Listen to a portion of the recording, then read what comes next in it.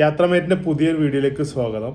2024 May 7 മുതൽ June 30 വരെ തമിഴ്നാട്ടിലെ കൊടൈക്കനാലും ഊട്ടിയൊക്കെ സന്ദർശിക്കണം എന്നുണ്ടെങ്കിൽ മുൻകൂട്ടി ഇ പാസ് എടുക്കണം എന്നുള്ള നിബന്ധന തമിഴ്നാട് ഹൈക്കോടതി ഇപ്പോൾ ഉത്തരവിറക്കുകയുണ്ടായി.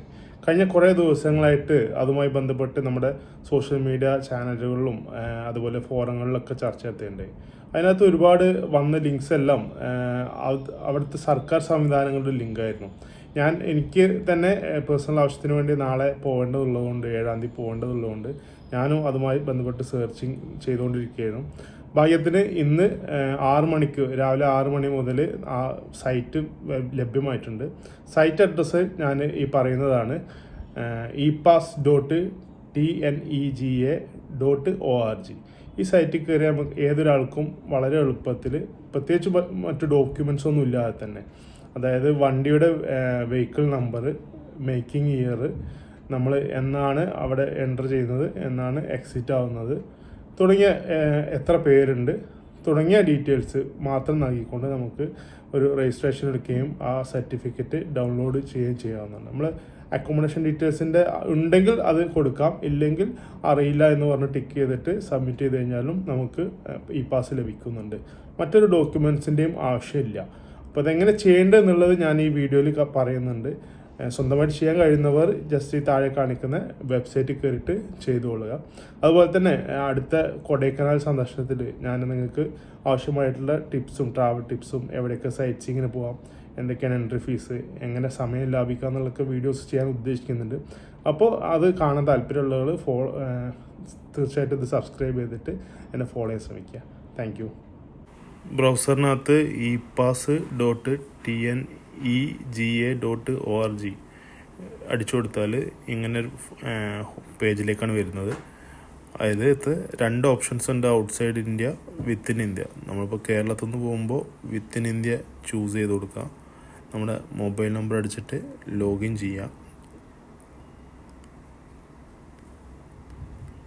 അത് ഈ ക്യാപ്ച അടിച്ചു കൊടുക്കുക, OTP റിക്വസ്റ്റ് ചെയ്യുക.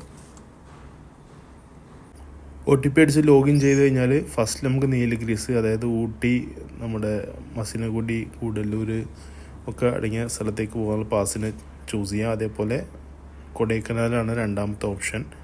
അത് കഴിഞ്ഞ് നമ്മുടെ പ്രീവിയസ് പാസ് കാണാൻ 4ാമത്തെ ഓപ്ഷനിലുണ്ട്. ഞാൻ ഓൾറെഡി ഒരു പാസ് എടുത്ത് വെച്ചിട്ടുണ്ട് നാളത്തേക്ക്.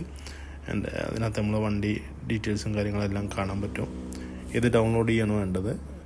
ഇപ്പോൾ നമ്മൾ കൊടൈക്കനാലിലേക്ക് എടുക്കുന്നതിനെ കുറിച്ച് ഞാൻ കാണിച്ചു തരാം. 2ാമത്തെ ഓപ്ഷൻ കൊടൈക്കനാൽ ചൂസ് ചെയ്തു.